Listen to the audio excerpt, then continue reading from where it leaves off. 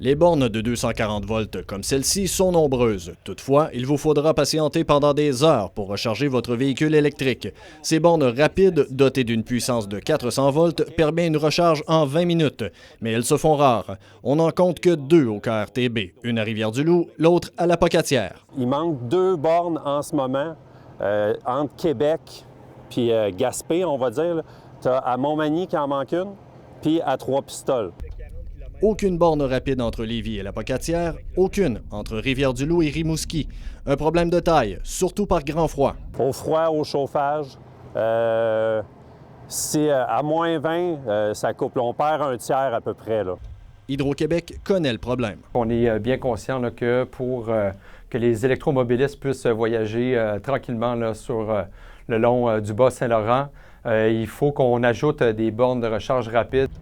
L'Association des véhicules électriques du Québec craint que cette situation freine de potentiels acheteurs.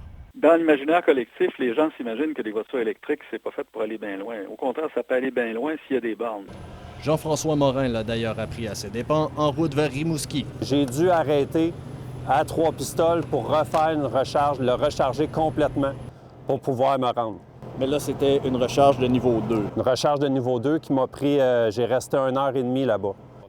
Qu'à cela ne tienne, Hydro-Québec s'engage à corriger le problème. Le circuit électrique se développe grâce à ses partenaires. Alors, on doit trouver là, un partenaire, que ce soit une municipalité ou une entreprise privée. Et ne vous méprenez pas, malgré cet inconvénient, Jean-François Morin ne regrette aucunement d'avoir fait le virage. C'est fini les stations d'essence. On se branche à la maison. Le lendemain, on se réveille. Ça se recharge pendant qu'on dort. Le lendemain, on se réveille. Le plein est fait. Ça, c'est magique. Jérôme Lévesque-Boucher, à Rivière-du-Loup.